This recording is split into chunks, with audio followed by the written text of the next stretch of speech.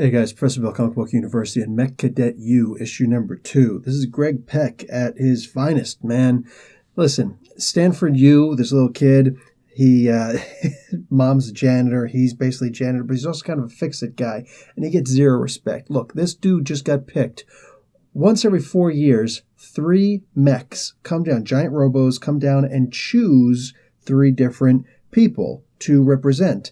And although 3 were picked by the humans, one of them decided to pick the janitor instead. So that right there should be like, you are one of 3 very unique people, at the very least in the past 4 years. Okay, and the next 3 to come. So you're talking a pretty lengthy stretch of time here.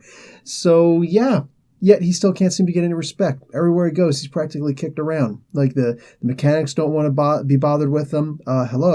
He's one of the people who's saving the planet, right? Nope, he just everywhere you go.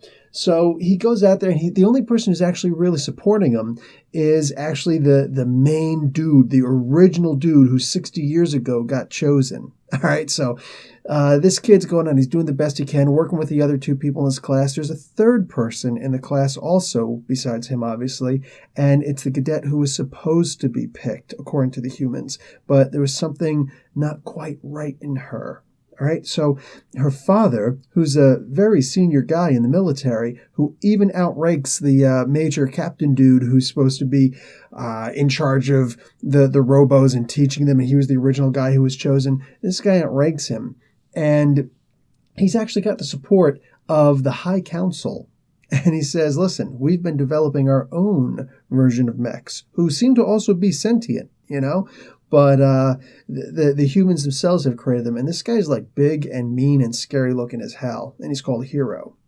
Now, the general himself, his daughter is the one that he's chosen to operate this thing, since she didn't get one of the mechs and the darn lousy janitor got put in charge anyway. Now listen, every single aspect, every single trope of, you know, the poor little guy getting beaten up by the mean guy, the mean girl in this case, who, you know, should have been picked but wasn't picked, and then proves how unworthy he is all the time by picking on this guy, happens here.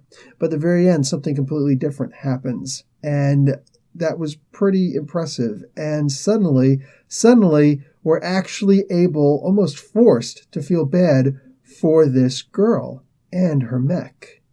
But it's going to be hard to feel bad for the mech, because it's tortured in a way that now it's going to become more evil. Like the eyes turn red, that's it, it's evil now. But is it? We're going to find out. Guys, this was impressive, because I'm reading the book, I'm enjoying the book, but I'm seeing all of these typical touch points that we always come to for the standard story like this, and yet, just as it's about to hit it, it rounds another corner and says, yeah, no, psych, and it does something else. And it's so refreshing when it does that, which means we genuinely are getting, my opinion, a fresh story. Love it. Absolutely love it. Good enough to give this an A. This is a great comic. Boom Studios, boom, literally, and just hitting it hard. You got somebody like Greg Peck, like the dude who did Planet Hulk, for crying out loud, and other things. But that's who we really know him for.